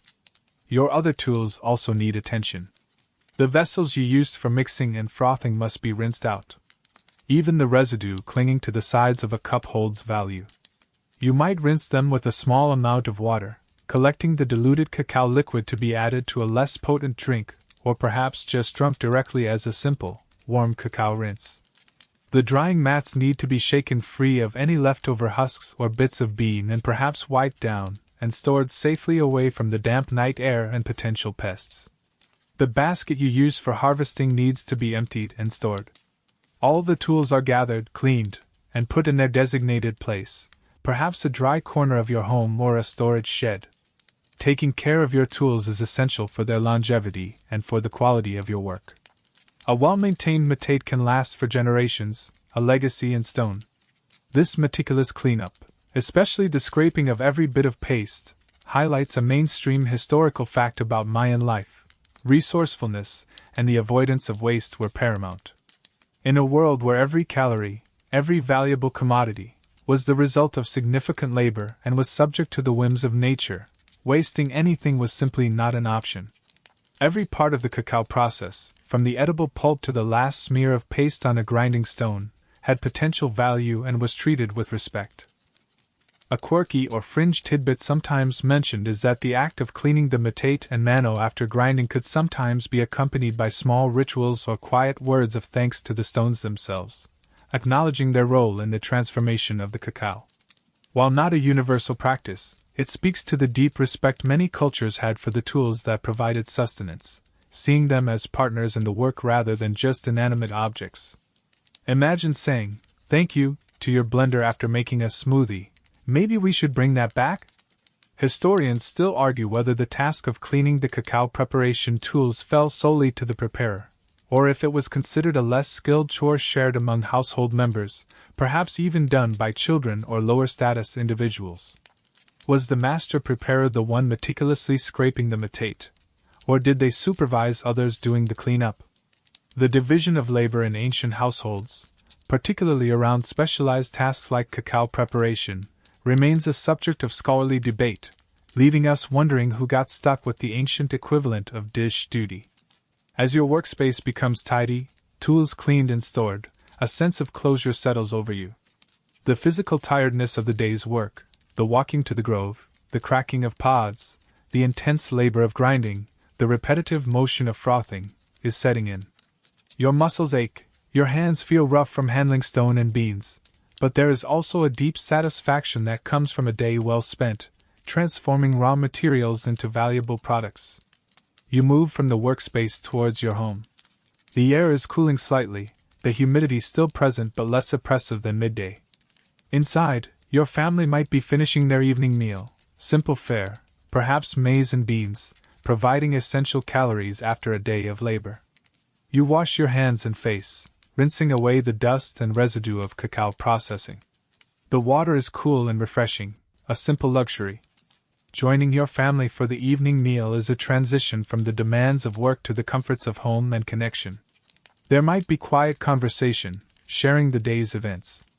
Perhaps you discuss the quality of the pods harvested, the yield from the grinding, or who in the village requested cacao today. The meal is simple, focused on nourishment. There are no elaborate desserts here.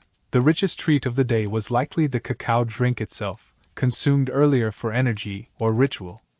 As darkness truly falls, illuminated only by the soft glow of cooking fires or perhaps a simple lamp, the jungle outside becomes more vocal. The sounds of nocturnal creatures replace the daytime buzz. Inside, the focus is on rest. There are no complex evening routines, no screens to stare at. Preparation for sleep is straightforward, arranging your sleeping mat, perhaps a final check of the simple dwelling. Cleaning up your workspace and tools isn't just about tidiness. It's a ritual closing of the day's productive cycle and a practical step towards readiness for tomorrow. Clean tools are efficient tools. Stored beans and paste are protected resources. Your work today, from sunrise to sunset, has been dedicated to the cacao plant and its transformation. As you settle down for the night, the physical fatigue is a testament to the labor, and the lingering scent of cacao, perhaps still on your clothes or in the air, is a reminder of the vital role you play in this ancient world. You are tired, yes, but the work is good, necessary, and deeply connected to the life and spirit of your community. The last smears of cacao scraped from the matate, the tools cleaned and put away, your body settling onto your sleeping mat. There's a quiet satisfaction that comes with the end of a productive day. But as the sounds of the village soften and the deep hum of the jungle takes over, your thoughts might drift beyond the physical labor, the economic value, or even the simple nourishment the cacao provides. You know, on a level deeper than conscious thought, that your work is connected to something far more profound, the spiritual heart of your world. Cacao isn't just a plant here, it's a gift from the gods. The Maya believed that cacao was revealed to them by deities, often associated with agriculture, prosperity, or the underworld. One prominent god linked to cacao was Ekchua, sometimes depicted as a merchant god, fitting given cacao's role in trade, but also associated with cacao groves and depicted carrying cacao pods. To cultivate, harvest, and prepare cacao is, in a very real sense, to engage in a sacred act, a form of communion with the divine forces that sustain life. Imagine thinking your job was literally sanctioned by a deity. Puts Employee of the Month into perspective, doesn't it? This sacred connection permeated every stage of the process. Remember walking through the grove earlier today, selecting the ripe pods? Even that simple act could be accompanied by quiet words of respect or offerings to the trees themselves, seen as living entities imbued with spirit, perhaps even guarded by supernatural beings, as that quirky tidbit mentioned. Harvesting wasn't just taking fruit, it was receiving a blessing, a bounty granted by the divine. The tree wasn't just wood and leaves, it was a manifestation of godly generosity. And the drink itself? The frothy elixir you prepared and served earlier is central to countless rituals and ceremonies. It's offered as a precious tribute to the gods, poured onto altars, into sacred fires, or onto the earth to nourish the ancestors and please the deities. Consuming cacao in these contexts is far more than just drinking. It's a way to purify the body and mind, to prepare for spiritual journeys, or even to enter altered states of consciousness believed to facilitate communication with the divine realm. Priests, rulers, and participants in sacred rites would drink cacao to enhance their spiritual perception, seeking visions, guidance, or blessings. It's the ultimate ritual aid, a bridge between the human world and the spirit world, brewed in your very own workspace. The vessels in which cacao was served were often adorned with images of gods, mythological scenes, or hieroglyphs referencing cacao and its associated rituals. These weren't just fancy cups. They were sacred objects, designed to elevate the act of drinking into a spiritual experience. Holding one of those elaborately painted cylinders, feeling its weight and tracing the images with your fingers, you understood that the liquid inside was destined for a higher purpose, a connection to the cosmic forces that governed existence. The very properties of cacao, its stimulating effect, the warmth from the chili, the slight alteration of perception it can induce in potent doses, were likely interpreted through a spiritual lens. The feeling of heightened awareness wasn't just pharmacology. It was the spirit of the cacao plant, perhaps combined with the energy of the spices and the ritual context, opening the drinker's mind to the divine. Remember that thick foam you worked so hard to create?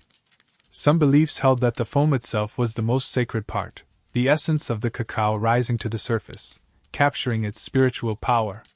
Serving the foam first was like offering the purest form of the blessing. Your role as a preparer makes you an integral part of this spiritual economy. You are the one who transforms the raw gift of the gods into the potent substance required for these vital rituals. Your skill ensures that the offerings are pure and powerful, that the drink is fit for divine consumption and capable of facilitating human connection with the sacred. It's a responsibility that carries weight, a knowledge that your hands are involved in acts that transcend the mundane. You're not just making a drink, you're crafting a spiritual conduit. One mainstream historical fact that underscores this spiritual significance is the frequent depiction of cacao trees, cacao pods, and cacao consumption in Mayan art, particularly on pottery and in murals found in temples and elite tombs. These visual records, often accompanied by hieroglyphic texts mentioning cacao, demonstrate its central role in religious ceremonies, funerary rites, and mythological narratives, linking it directly to deities and the afterlife. A quirky or fringe tidbit sometimes discussed among scholars is the potential use of cacao in divination practices. Some sources suggest that the patterns formed by pouring cacao, or the effects induced by its consumption, could be interpreted as signs or messages from the gods. While the specifics are debated, it adds another layer to cacao's mystical properties, suggesting it could be used not just for communication with the divine, but perhaps even for predicting the future. Imagine your job involving reading chocolate tea leaves. Historians still argue whether the spiritual significance of cacao was equally important across all levels of Mayan society, or if its most profound religious associations and ritual uses were primarily confined to the elite and priestly classes, with commoners viewing it more through economic and sustenance lenses. Was the average farmer's respect for cacao rooted in its divine origin, or simply its ability to fetch a good price in the market? As you lie on your mat, the sounds of the night filtering in, you reflect on this deeper dimension of your work. You think of the ancient stories of the gods and the cacao tree, the rituals you've witnessed or participated in, the feeling of reverence when handling the precious beans. Your hands, tired from the day's labor, are the same hands that prepare the offerings for the gods, the same hands that craft the drink that connects your people to the sacred realm. The physical work is demanding, the economic aspects are vital, and the social role is important. But beneath it all lies this profound spiritual connection. Cacao is more than just a commodity, it is a sacred trust. Your daily efforts, from selecting the pods to cleaning the metate, are part of a much larger, ancient cycle of reciprocity between humans and the divine, ensuring the continued flow of blessings and prosperity. It's a humbling thought, a quiet source of pride as you drift towards sleep. The day is done, the work is complete, and the spirit of the cacao watches over the night. The physical tiredness is a familiar weight in your limbs, a deep ache that speaks of honest labor under the sun and the demanding work of transforming stone and bean. The scent of roasted cacao still clings faintly to your clothes, a perfume of your profession. As you lie on your woven mat, the coolness of the night air a welcome contrast to the day's heat. Your mind isn't rushing with plans for tomorrow or anxieties about the unknown. Instead, there's a quiet settling, a reflection on the day that has passed, on the cycle of work completed and the place you occupy within this ancient world. You think back to the morning, the first seep of gray light, the familiar sounds of the jungle, and the village calling you to rise. You remember the feel of the cool earth beneath your bare feet, the weight of the empty basket a promise of the bounty to come. The walk to the grove, the filtered sunlight, the distinct smell of the cacao trees, it all feels like a journey undertaken, now successfully completed. The selection of the pods comes to mind, the practiced eye scanning the trunks and branches, the feel of the ripe fruit yielding slightly under your touch, the careful maneuvering of the pole to bring the highest treasures down. Each pod was a small victory, a confirmation of nature's generosity and your ability to recognize its gifts. It's a simple act, but fundamental, laying the groundwork for everything that follows. You weren't just picking fruit, you were gathering potential, the raw material of wealth and ritual. Then came the messy, satisfying work of cracking them open, revealing the beans embedded in that sweet, strange pulp. The setting up of the fermentation pile, covering it with leaves, trusting the unseen forces of microorganisms and heat to begin their work. It's a step that requires faith, a knowledge passed down that this seemingly chaotic process is essential. You handed the beans over to nature's transformative power for a few days, knowing patience was key. The drying under the sun, that constant vigilance against rain, the repetitive motion of turning the beans, watching their color deepen and their texture change. It's a test of patience and diligence, a reminder of how intimately your life is tied to the weather's whims. You were a guardian then, protecting the precious beans as the sun did its vital work, bringing them to that perfect, brittle dryness. Roasting was the moment of intense focus, the quick, rhythmic stirring over the fire, guided by smell and sound. That magical transformation of dried beans into fragrant, flavorful kernels, unlocking the potential created in the earlier stages. It's a skill that demands presence, where a moment's distraction could turn treasure into ash. The intoxicating aroma was the immediate reward, a sign of success. And the grinding, the sheer physical effort on the metate, the rhythmic scrape of stone on stone, the stubborn nibs slowly yielding to pressure and heat, releasing their rich, dark, liquid essence. Your muscles ache just thinking about it, but the sight of that glossy paste forming, pooling on the stone, is deeply gratifying. It's the most direct translation of your physical labor into the final product.